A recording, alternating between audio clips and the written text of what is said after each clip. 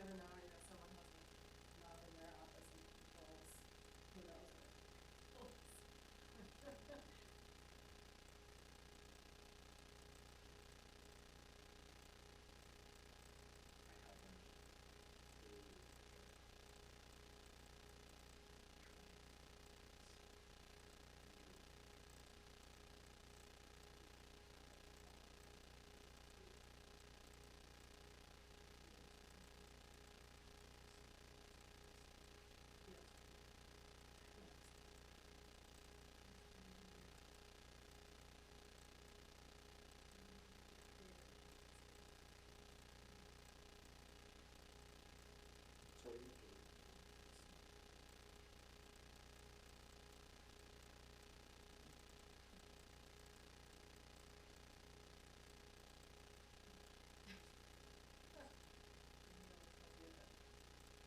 Best thing he ever did, so he got himself out of school. He's good at I don't know.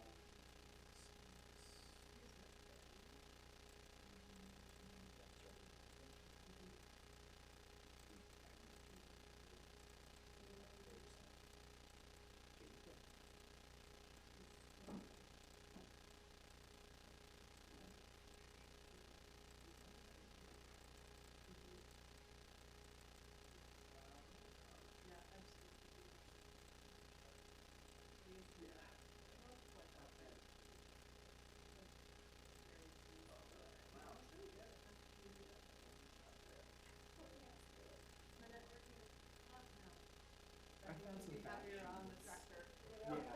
I found some fact sheets in the building. Mhm. That were wheelchair fact sheets. I took a picture of that. I was gonna text you, say like this. Oh, that's good. But I didn't. I had a lot when so I worked for Nancy Mesner, and I worked with her as an undergrad.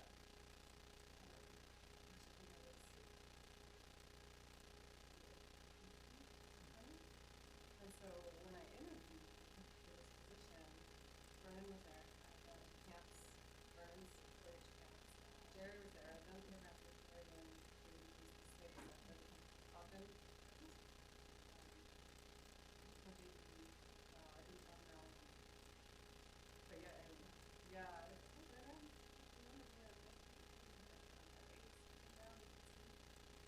water quality presentations. I had my dog with me and I can't. So did you do natural source data?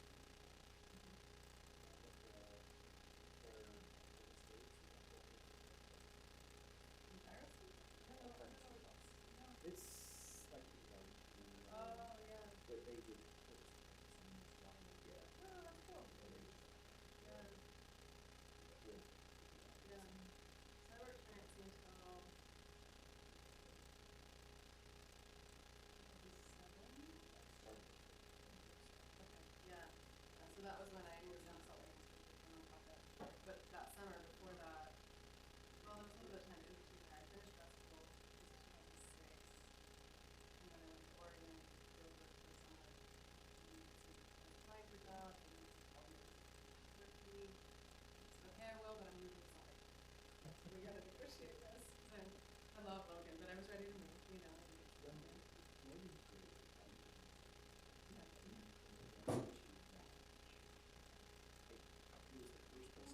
Sorry guys, our last phone being around long.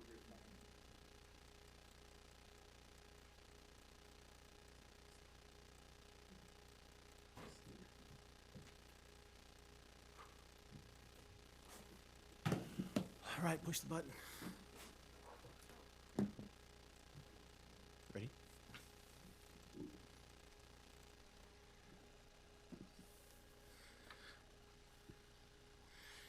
All right, we're now in a meeting. It's a work session meeting, and we have USU Extension here with us. Ton, go ahead and take it away.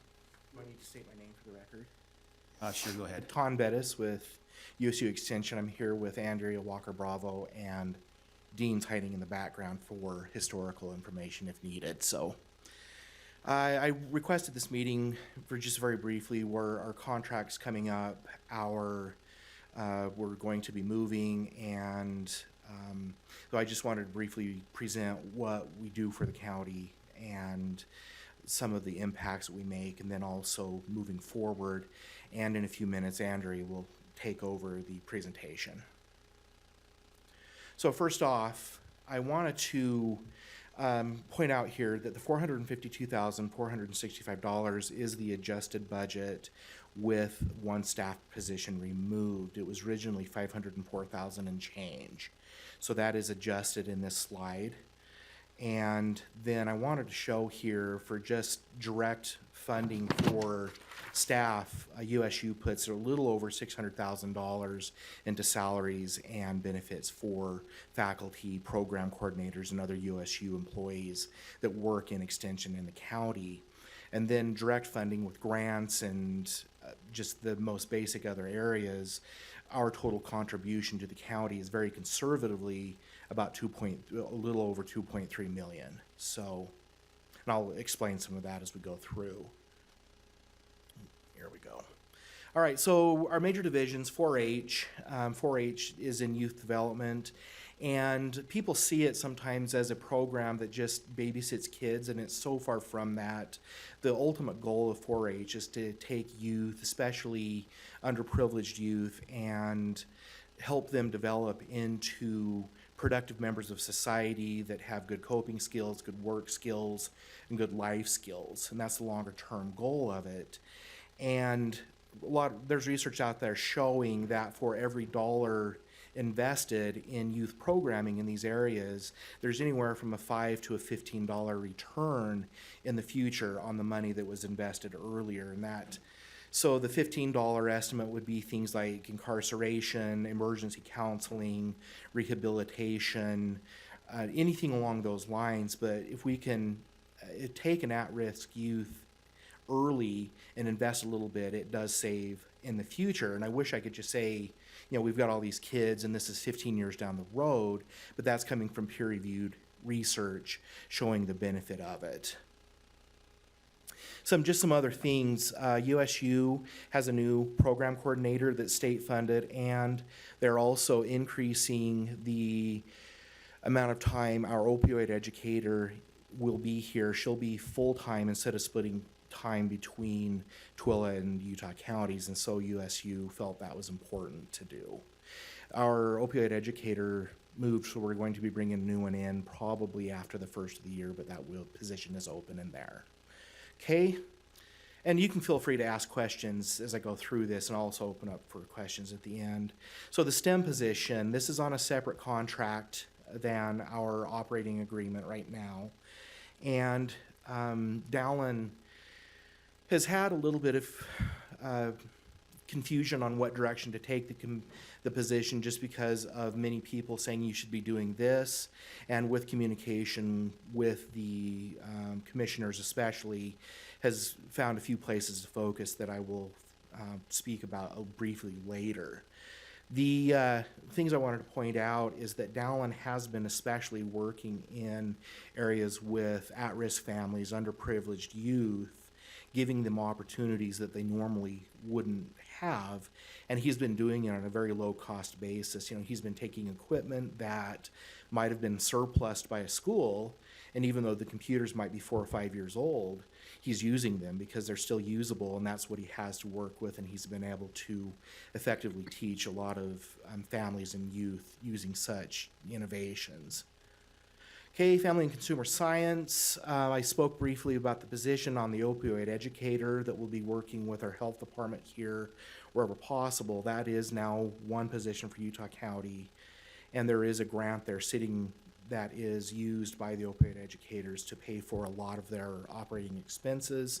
The counties, because that's completely USU funded, and the 4-H coordinator is also, if we were to stay here in an average office, those positions would cost the county about $2,000 a year for office space, computer, and phone.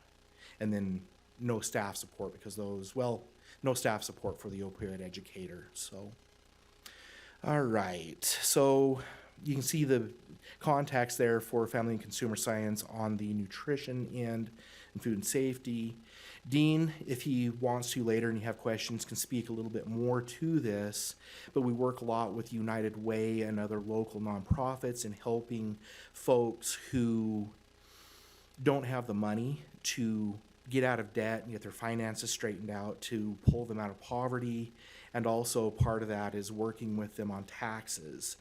And, you know, sometimes we're asked, well, there's other organizations doing this, but you know, if you use a Dave Ramsey get out of debt program, you pay a lot of money for it if you don't make, you know, if you're living near the poverty level, and people just can't afford that sometimes. And so we're trying to work with those who don't have those opportunities for, you know, to learn about, you know, wise spending habits, getting out of debt, and how to manage taxes. So, okay.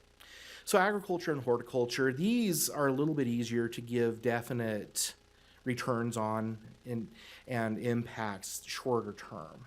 But USU and external funding, $188,673 just in investment from USU as far as grants and just different areas of what we do.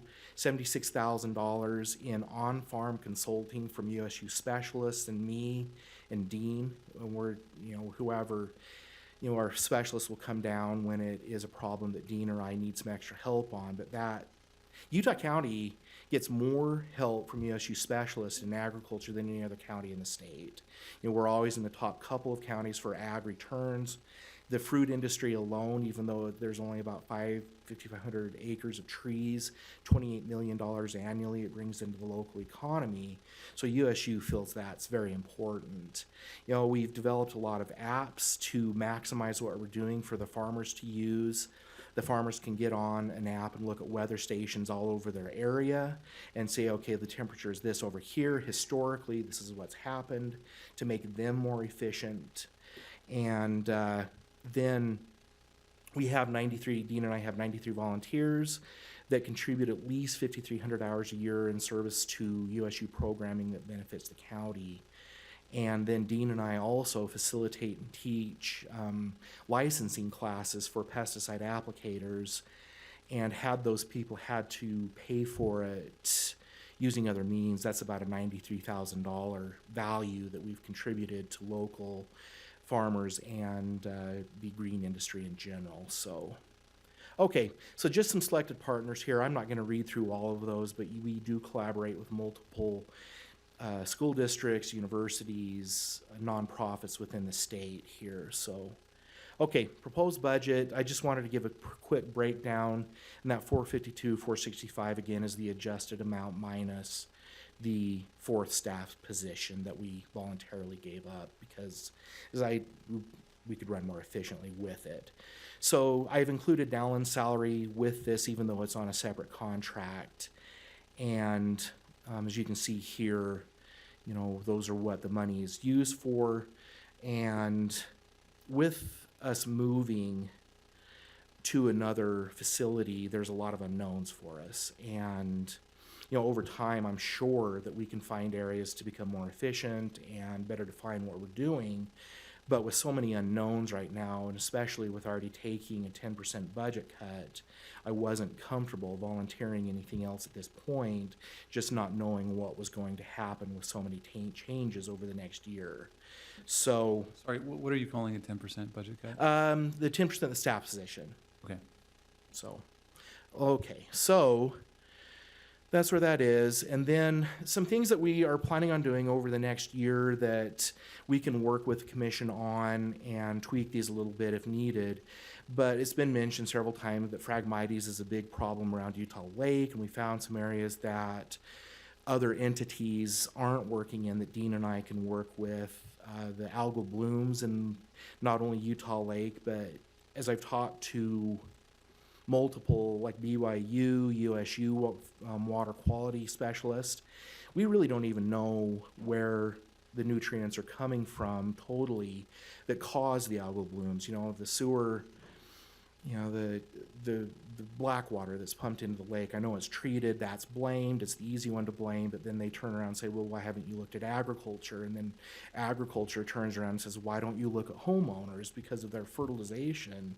And so one thing we could do is take a look at some of those to at least get an idea of how much nutrients are being put on the ground by homeowners.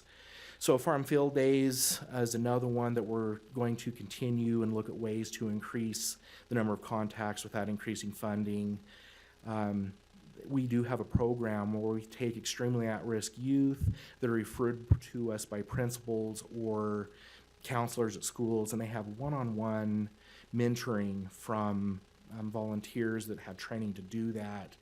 I don't know of any other entity in the county doing such things to help those youth out. And then Dallon's going to continue working with his STEM area. But one thing he has mentioned and started planning is using drones to help kids understand air quality and water quality and how that involves them and how to do it, and then just the bigger impacts of it. Okay, I'm going to turn the time over to Andrea from here, and then we'll be open for questions after. We're good. Any questions for me right now? Any questions? I get on the microphone. Okay. Thanks for having us here today, and hello again to Commissioner Ivey and Commissioner Lee. Nice to meet you, Commissioner Ainge. My name is Andrea Walker-Bravo. I am the county director in Salt Lake County, but I've just recently been asked to take on the position statewide as the director for county operations. So I'm asked to come work with our county directors when there might be things that need to be handled between the university and a county. And so as the screen that you're seeing in front of you, things I'd like to focus on are getting the contract in place, ensuring that we can move out of your space and the adequate timeline to make it worthwhile for everybody. Forward thinking about accountability, ensuring that we're being efficient and kind of showing our need for flexibility. But what I'd really like to focus on right now are the contract and being able to move soon. As I understand, you need extension to be out of the space by mid-November. Is that correct? Ideally, I have not had recent conversations with Public Works or the Clerk Auditor's Office. Okay. I think the reason why that timing was identified was nothing's going to change prior to this election in November, but that immediately after, they have a desire to start making modifications to the space to accommodate the elections in March. Okay. And then June, and then the following November. And so there might be some flexibility there. That really is, but they are the potential users of that space, or Right. the identified user of that space. So if they don't, it's whenever they would intend to start making renovations down there, that would be the timeline, Okay. which we think would be shortly after the election. Right. So ideally, Mid-November, November I think, is a timeframe. fair time. We just haven't, I don't know for sure. Okay, that sounds great. I do have a few concerns just looking at the current contracts that are in place that have termination clauses and thinking about a contract moving forward.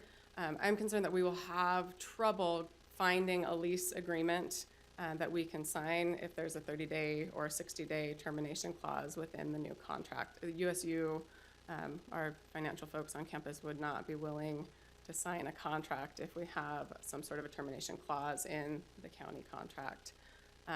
So I just like, I guess, to open it up to questions and concerns that I can help answer and ways. My goal is to be able to leave here saying, okay, we've got a definite path forward, and what do I need to do to help facilitate that process? Yeah, in looking at that, for me, I know that it says in the contract right now, the proposed one, the draft one, it says without cause. I would probably propose that we change that to say with cause, and that would give us the ability that is saying that if we're following the contract that's in place and budgeted items for a year's period of time, that if there is cause, then we can start going through a separation. I think that would give the university at least some ability to say, okay, there's a long-term think here and not necessarily just a short-term, can be out or in or out depending on without cause. Yeah, and I think that would work. That would help our finance people be comfortable in signing a lease agreement where we're on the hook for funding for a year. Looking for space, most of the entities want a 3 to 5 year lease, and because of the annual budget, we're already at 1 year, and that termination clause makes it even harder. So I mean, for me, I think this was always viewed as an annual commitment, Okay. so I don't have much heartache with that. And I also want to clarify, I think there's been a lot of misunderstanding on this. I appreciate you coming to help with this presentation. I think that to a certain extent this year, everything has been on the table in terms of our budget. Sure. Because we're running a deficit. So every organization, no matter how much we love or hate it, has had to face scrutiny this year. And so I guess in that global context, sure, everything related to USU has been on the table as well. But I don't think there's been an appetite really for any one of us to take a hard look at any of the core services offered by the extension. I think we know the value. Now I've received hundreds of emails from residents in the community that the agricultural, the 4-H kind of services that are provided. Even with that, I still am a strong supporter of changing to this contract, right? And it's not a discussion about cutting funding or changing levels. This is a somewhat autonomous organization anyway that has historically been operating as a department of Utah County. Personally, I don't think that relationship makes much sense. For example, there have been times when the supervisors are USU faculty, the support staff are county employees, which means that technically they can't be the supervisors, which means they can't impose discipline. It's a cultural nightmare. There's also weird things where they're operating on our financial system.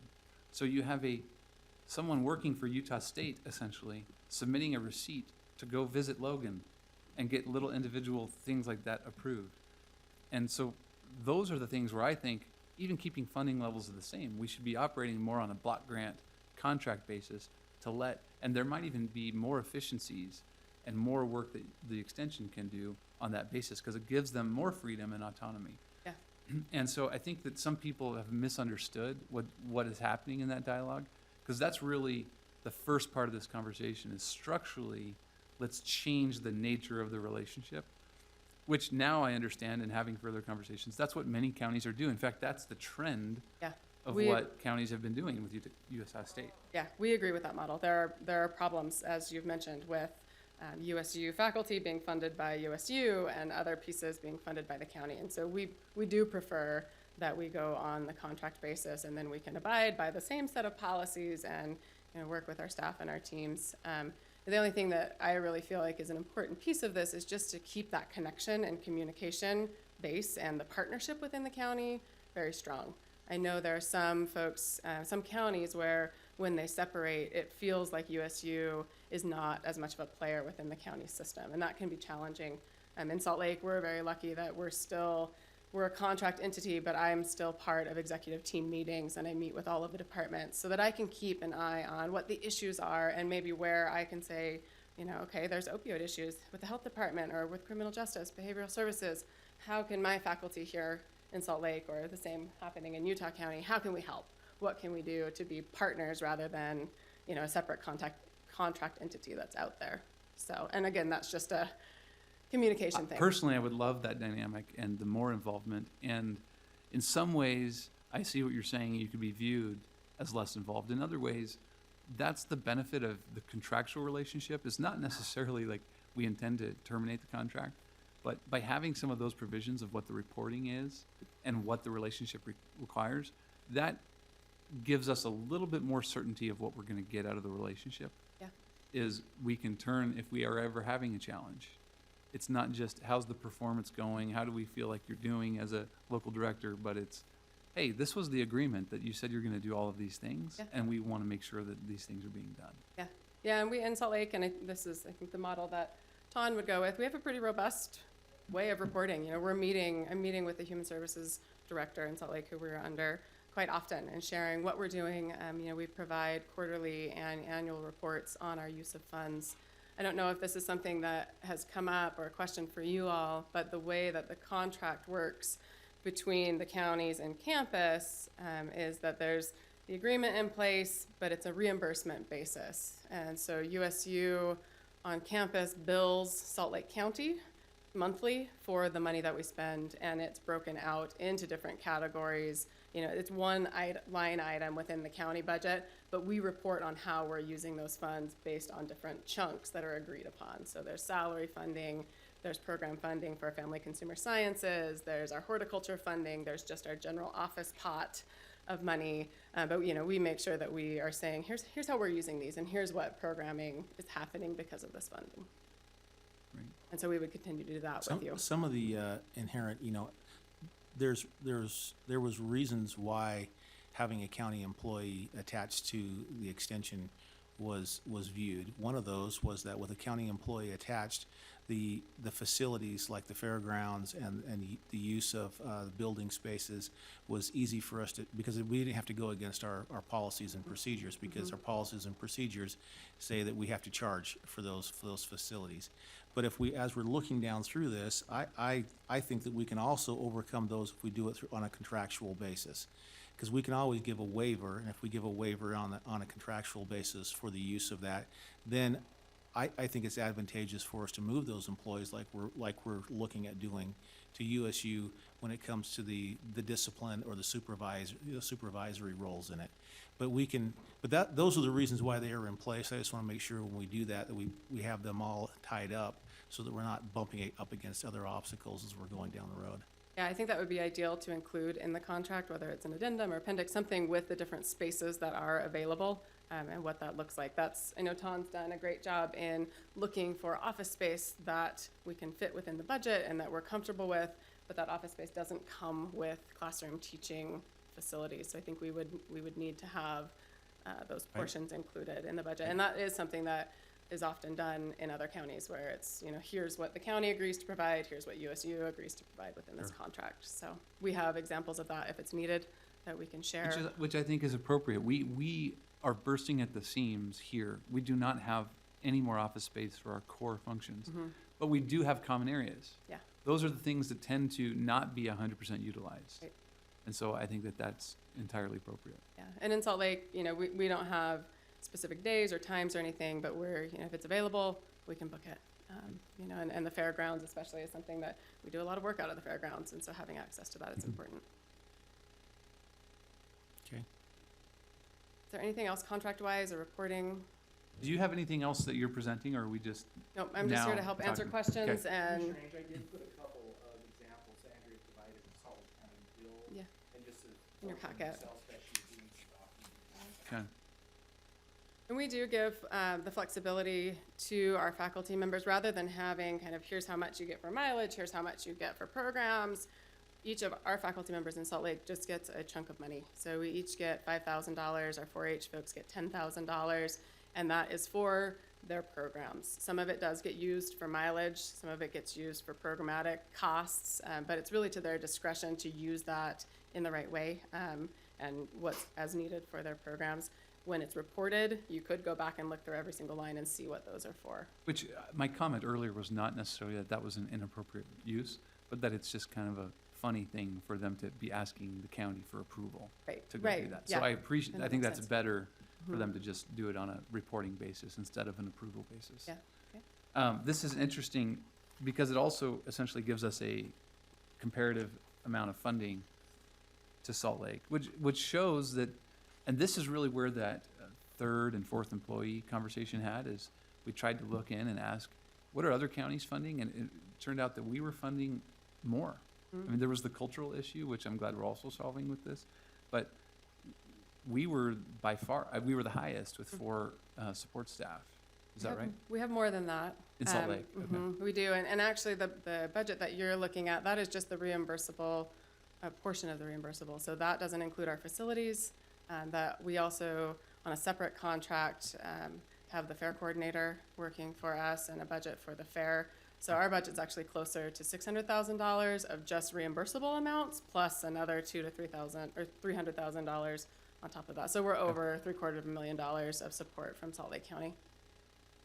But I would say that Utah County is one of the bigger counties, and so you probably are providing. No, but that's helpful to comparatively. know that it's more like $750,000 for Salt Lake. That puts Yeah. ours at more of a kind of pro rata basis or per capita basis, more similar to what you would kind of expect. Yeah, and when you look at the counties, Davis County, Salt Lake County, Utah County, we have big offices and a lot of faculty members that are there doing work and providing services to the county. In Salt Lake, we have 5 staff assistants plus quite a few hourly folks that come in and provide services like the diagnostic desks. And Salt Lake County is always excited and willing to help us with that type of support because it allows our faculty members to be out doing the programming and writing the grants and bringing more down to the county. So as I'm sure you know, if you've written grants before or tried to fund, sometimes it's hard to get that support piece and the programs piece and those, the mileage. That's all stuff that's really, really difficult to write grants for and secure that money. So having county support like that and like what you do for Utah County is imperative to our programs. Great. I would like to look at the county fair. That was in our last meeting, we said this is a potential way to enhance the partnership between our two organizations. And so I think that that's something we need to look further into. Yeah. I'm hoping for some follow-up there and for additional conversation of how we can I'd be work together happy on to that. meet with you and talk to you about it. We've shifted, the last 2 years, we've shifted away from a county fair to what's been called the Family Farm Fest. And so I've got some ideas and strategies for you. I don't know if I wouldn't say right now that we've got a best practices model for it yet, but we're on our way to that. And so I'd be happy to sit down and kind of share what we're doing and what our goals are and what we've seen so far with the change. So, but you all have a huge county fair and huge participation from the 4-H group. And so I think you might even be on a little bit of a different level than Salt Lake County Fair has been. So, but We look I'd love forward to to dig hearing into your it more. ideas of how we can improve it. Yeah, thank you. As I look down through it and as I saw the, proposed kind of the draft on the contract, there's a number of things in there that I'd like to kind of tweak around. And one of them is at the very end when it says that all the monies come back to the county if they're unspent, which I think there are times in which we have multiple year projects that are going on, which makes sense for us maybe to have some carryover. So I want to analyze that and look at that and make that, work a little bit more appropriately. Okay. But thank you for the work that you do, and I think last I saw, there was about a $30 million impact into the county, from the extension being here and helping out with the agricultural, growers that are here and what's going on, and there's a tremendous amount of work that's being done, so thank you. I just echo that. I really appreciate a lot of how USU has continued to fulfill its responsibility as our land-grant university in the state. We have some unique challenges as an agricultural community in the state of Utah, given our climate, our accessibility to water, and actually quality farmland. And it's amazing that the work that's come out of Utah State through its extension offices into the various parts of the state, Utah County in particular, to make sure we can continue to produce. When you look at what we've done with the cherry orchards in South Utah County and how we lead the nation in production, I think that's in large part because of the good working relationship we have with our land-grant university here in the state and the county. And I think it's important that we continue those type of healthy relationships because I'm a strong proponent of a local, safe, reliable food source. And if we lose that locally and as a nation, I think we're in grave jeopardy of our own self-sustainability. I would just add, from an outside of the county perspective, you have an amazing group of faculty that are working here that are dedicated to the work that they do. They're always looking for new issues and trends and needs that are coming up so that they can help tackle those. Our ultimate goal is to improve the lives of individuals and the communities and the counties we serve. So any thoughts or suggestions, I think these guys are always open to hearing, here's a need and how can extension be involved. That's our job, and that's what we hope to be doing for you. So Okay. one thing we haven't figured is the dollar amount in the contract. So we have some of the basic parameters, but we still need to figure that out. You laid out some of the items, but again, I don't think the contract's gonna spell out those items. It's just going to be one total amount with the approved types of expenses that you're allowed to spend that amount on. The one item in there that I do have questions about is an amount of funding that's allocated for STEM programming. As I've tried to find cuts anywhere we can in our budget, it's a question of where are the programs that are non-essential. That programming from my perspective, I'm a big supporter of STEM education. I think we need it. The challenge is, even when you look at all of the successes of 4-H and the extension, it's still a relatively, or a very small percentage of our population. And so cutting STEM out of this is not necessarily cutting STEM. It's just saying this is not the best distribution model. If you're a supporter of STEM education, we have school districts that we can distribute through. We have 2 other universities that are actually headquartered in our county that we can distribute STEM programming through. And I am concerned that this program doesn't necessarily have clear direction. And so that's a piece of funding that I am questioning going forward in the contract. I can share with you that with a lot of our programming, and I understand that there are a lot of other organizations and institutions who do very similar work, especially in the STEM arena. But we really work to make sure that we're reaching those audiences that wouldn't be able to go to the STEM camps and the other types of activities that really are cost prohibitive. And so I think that's a lot of the work that Dallin has been doing, is figuring out those ways to say, and I guess to back up a little bit, he has been working with a coalition of about 50-ish STEM organizations in the area. And I think what he's really looking for is to say, what's not being covered? Where are the gaps here? And where does it make sense for us to be working versus duplicating the other efforts? Because, especially in our urban counties, it's a challenge. You look at the services that are provided, there are a lot of nonprofits that are doing very similar work. So from extension side of things, we're trying to say either how can we partner and how can we help bolster your programs, or what's the niche that you're not filling that we can get in there and make sure that there's resources for these audiences. So I do know that Dallin has been working behind the scenes and convening all of these STEM organizations and trying to kind of make a larger impact in that way. I can't speak to other deliverables, and so I understand, your thoughts on that and questioning. I've looked to that a little bit, and I know that in Logan, that program was quite successful. Mm-hmm. I also think there's a difference of a Utah State STEM program in Logan than there is in Utah County, Yeah. given all the competing organizations. They also had a makerspace in Logan, and I think that helps to when you have a facility with all the tools and things to gather people, that's different than trying to kind of farm it out into different locations. And I actually like that idea of hitting those who are waiting, who can otherwise not access STEM education or training opportunities. Mm-hmm. But in some ways, Dallin it's been unfair because there hasn't been a clear direction. And I guess what I'm saying is, if we were gonna go all in on providing access and training to those who are participating in 4-H, that the extension is great at reaching, Mm-hmm. then that's one outcome. And I actually think that we could do a great job with that. But when it comes to convening everyone here and trying to be a advocate for STEM more broadly in our county, I don't think that the extension is going to be the appropriate entity for that funding. Okay. Well, I'm supportive of the 452, 465 level. And then also in the move, I know there's a little bit of uncertainty in there. And I would like to see us, when it comes to some of the computers and some of the furniture stuff that are there, actually go with you, because I don't know how we separate that in an appropriate way. So that with that would give you a little bit more comfort on there, because I know that's a part that it's hard to say where that's going to come from. So that kind of gives you an idea of where I'm at. Okay. Agreed. Okay.